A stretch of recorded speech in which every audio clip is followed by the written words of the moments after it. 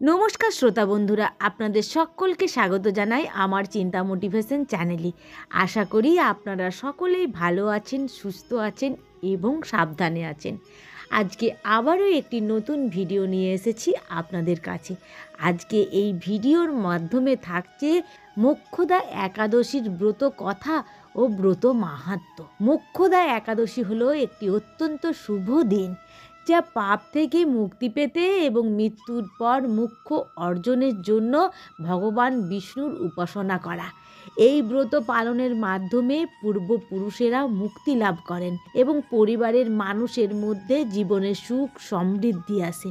এই দিনে আবার গীতা জয়ন্তীও পালন করা হয়। এই দিন ভগবান শ্রীকৃষ্ণ অর্জুনকে গীতার উপদেশ দিয়েছিলেন, তাই এই দিনটিকে গীতা জয়ন্তীও বলা হয়। চলুন তাহলে এবারে আসবো মোক্ষদা একাদশীর ব্রত কথা ও মাহাত্ম্য। আশা করি আপনাদের ভিডিওটি ভালো লাগবে। যদি ভিডিওটি ভালো লাগে তাহলে অবশ্যই একটি লাইক করবেন। যুধিষ্ঠির বললেন, হে বিষ্ণু, আপনাকে আমি বন্দনা করি। আপনি ত্রিলোকের সুখদায়ক, বিশ্বেশ্বর, বিশ্বপালক ও পুরুষোত্তম। আমার একটি সংশয় আছে। অঘ্রাণ মাসে শুক্লপক্ষে যে একাদশী হয় তার কি নাম বা বিধি বা কী, ও কোন দেবতা এই একাদশীতে পূজিত হন তা আমায় বলুন আপনি। ভগবান শ্রীকৃষ্ণ তখন বললেন, হে মহারাজ, আপনি উত্তম প্রশ্ন করেছেন, যার মাধ্যমে আপনার যশ চতুর্দিকে বিস্তৃত হবে। এখন এই একাদশীর কথা আমি বর্ণনা করছি, যা শোনা মাত্রই বাজপেয়ী যজ্ঞের ফল লাভ হয়। অঘ্রাণ মাসের শুক্লপক্ষের এই একাদশী মোক্ষদা নামে পরিচিত। সর্বপাপ নাশিনী ও ব্রত সর্বশ্রেষ্ঠা এই একাদশীর দেবতা শ্রী দামোদর। তুলসী মঞ্জুরি, ধূপ, দীপ ইত্যাদি উপাচারে স্বাস্থ্যবিধি অনুসারে শ্রী দামোদর পুজো করতে হবে। পূর্ব বর্ণিত বিধি অনুসারে দশমী ও একাদশী পালন করতে হবে। এই উপবাস দিনে সর্বস্তুতি, নিত্য গীত আদি সহ রাত্রি জাগরণ করা কর্তব্য। হে মহারাজ, প্রসঙ্গক্রমে একটি অলৌকিক কাহিনী আমি বলছি, মনোযোগ দিয়ে শোনো। এই কথা শ্রবণ মাত্রই সর্বপাপ ক্ষয় হয়। যে পিতৃপুরুষেরা নিজ নিজ পাপে অধোজনি প্রাপ্ত হয়েছে, এই ব্রত পালনের পূর্ণ ফল বিন্দু মাত্র তাদেরকে দান করলে তারাও মুক্তি লাভের যোগ্য হন। কোনো এক সময় মনোরম চম্পকনগরে বৈখানস নামে এক রাজা ছিলেন। তিনি ছিলেন সমস্ত বৈষ্ণব সদ্গুণে বিভূষিত। প্রজাদের তিনি পুত্রের মতো পালন করতেন। তার রাজ্যে বহু বেদজ্ঞ ব্রাহ্মণ বাস করতেন। রাজ্যের সকলেই ছিল বেশ সমৃদ্ধশালী। একবার রাজা স্বপ্নে দেখলেন যে তার পিতা নরকে পতিত হয়েছেন। তা দেখে তিনি অত্যন্ত বিস্মিত হলেন। পরদিন ব্রাহ্মণদের ডেকে বললেন, হে ব্রাহ্মণগণ, গত রাত্রিতে স্বপ্নে নরক যাতনায় পিতাকে কষ্ট পেতে দেখে আমার হৃদয় বিদীর্ণ হচ্ছে। তিনি আমাকে লক্ষ্য করে বলতে লাগলেন, হে পুত্র, তুমি আমাকে নরক সমুদ্র থেকে উদ্ধার করো। তার সেই অবস্থা দেখে আমার অন্তরে সুখ নেই। আমার এই বিশাল রাজ্য, স্ত্রী, পুত্র, কিছুতেই আমি শান্তি পাচ্ছি না। কি করি, কোথায় যাই, কিছুই বুঝে উঠতে পারছি না।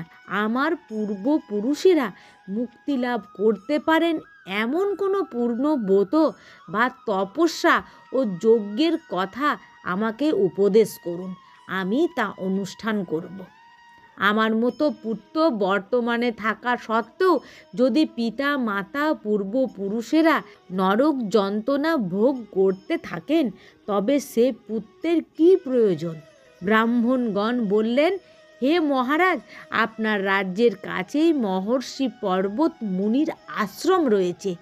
তিনি ত্রিকালজ্ঞ, তার কাছে আপনার মুক্তির উপায় জানতে পারবেন। ব্রাহ্মণদের ওপর শ্রবণ করে মহাত্মা বৈখানস তাদের সঙ্গে নিয়ে সেই পর্বতে মুনির আশ্রমে গমন করলেন। তারা দূর থেকে ঋষিবরকে ষষ্ঠাঙ্গে প্রণাম করে তার কাছে গেলেন। মুনিবর রাজার কুশল বার্তা জিজ্ঞাসা করলেন। রাজা বললেন, হে প্রভু, আপনার কৃপায় আমার সবই কুশল। তবে আমি একদিন স্বপ্নযোগে পিতার নরক যন্ত্রণা ও কাতর আর্তনাদ শুনে অত্যন্ত দুঃখিত ও চিন্তাগ্রস্ত হয়েছি।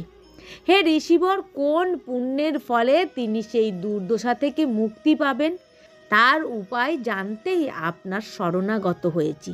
রাজার কথা শুনে পর্বত মুনি কিছুক্ষণ ধ্যানস্থ হয়ে বললেন, হে মহারাজ, পূর্বজন্মে তোমার পিতা অত্যন্ত কামাচারী হওয়ায় তার এরকম অধোগতি লাভ হয়েছে।